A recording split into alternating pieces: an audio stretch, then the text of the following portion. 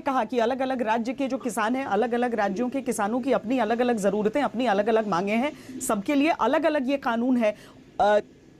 Perception के हिसाब से सबको अलग अलग तरीके से सूट कर रहा है ये कानून। तो अगर दो राज्य भी नाराज हैं तो क्या उसे एड्रेस नहीं किया जाएगा?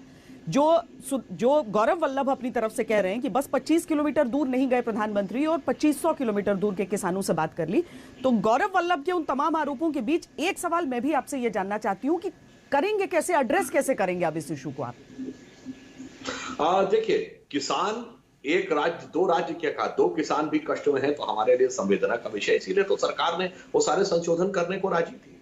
लिखित में एमएसपी भी की गारंटी देने को तैयार थी। परंतु दुर्भाग्य की बात यह है, हम तो श्वेता जी बचपन में सुनते थे, कांग्रेस का नारा था सारे भारत से नाता है, सरकार चलाना आता है। सरकार चलाने की हैसियत तो खैर जनता ने बता दी है। आज ये कह रहे 2500 किलोमीटर दूर बैठे फार्मर का कोई मतलब ही नहीं। अरुणाचल प्रदेश के फार्मर की कोई हैसियत नहीं, तमिलनाडु के फार्मर की कोई हैसियत नहीं। गजब की आपकी राष्ट्रीय एकता है भाई।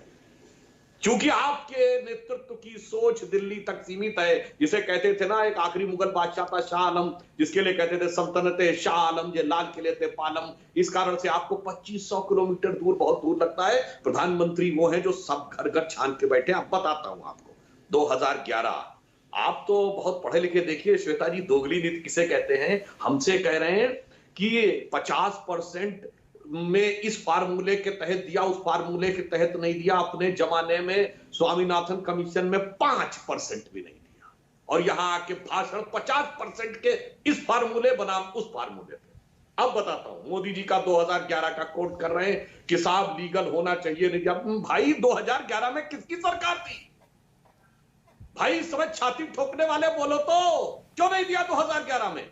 अब मैं बताता हूं मोदी जी ने जो कहा और आज में क्या अंतर आया।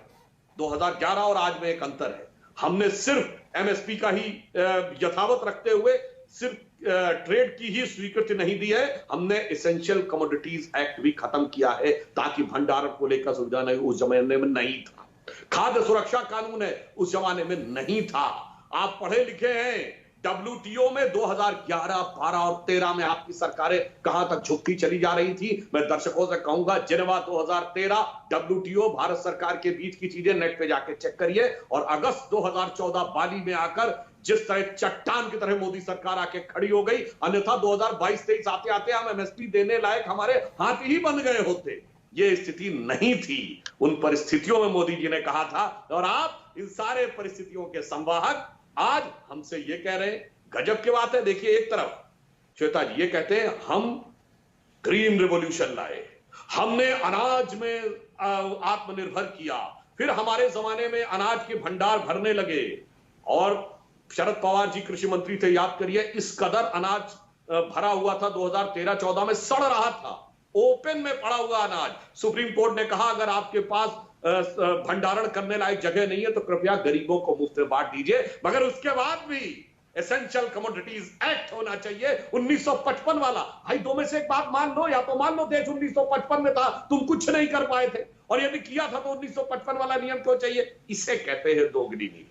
इसलिए पूरा देश अच्छी तरीके से परिचित है। और एक और बात बोली थी, अभी आपने बात कही कि किसानों की मृत्यु हुई। एक भी किसान की मृत्यु हमें संवेदना व्यक्त करती है, पर जब 100 सीआरपीएफ के जवान मारे जाते हैं, वो सब किसानों के बेटे होते हैं, और आपके दौरे हुकूमत में जेएनयू में जश्न मनता है, और आप चुप रहते हैं, उल्टा उन लोगों के समर्थन में जाके खड़े होते हैं जो कहते हैं कि सुरक्षा बलों के उन जवानों पे कार्रवाई होनी चाहिए।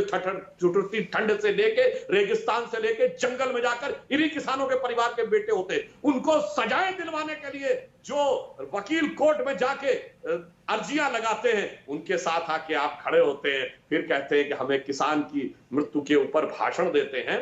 तो मेरे विचार से देश की जनता ने बहुत अच्छी तरीके से समझा हुआ है। आपके पास किसी चीज का कोई उत्तर नहीं है। तीन काले कानून कह रहे हैं, तो अपने मैनिफेस्टो का बहुत बार हम लोग बोल चुके हैं। वो बिंदु कुमार 17 के लिए माफी मांग लीजिए ना कि हमने गलत लिखा था, आगे से हमारी कही बात पे भरोसा मत करो। और ये तो आप भी कहते हैं, आपने अपने मैनिफेस्टो में लिखा था कि सिडेशन यानी देशद्रोह को खत्म कर देना चाहिए कानून को। और श्वेता जी, 2019 के बाद यदि किसी राजनीतिक व्यक्ति पे किसी राज्य में सिडिशन का कानून लगा है, देशद्रोह का, तो राजस्थान में लगा है, इन्हीं की पार्टी के अपने विधायकों में लगा है, क्योंकि उनको शक था कि सरकार के खिलाफ काम कर रहे हैं। इसीलिए कहते हैं। चलिए हम दूसरे कानूनों की तरफ न भटके, लेकिन इसमें यह देखें कि किसान कानून जो है, ये जो 3 कानूनों की बात हो रही है, क्या ये वाकई रिफॉर्म है? क्या रिफॉर्म है तो बहुत तेजी से लागू कर दिए गए? क्या रिफॉर्म होने चाहिए या नहीं होने चाहिए? लड़ाई किस चीज की है? और अब समाधान कहां से निकलेगा अगर इस तरह की रस्साकशी रही? इस चर्चा को आगे बढ़ा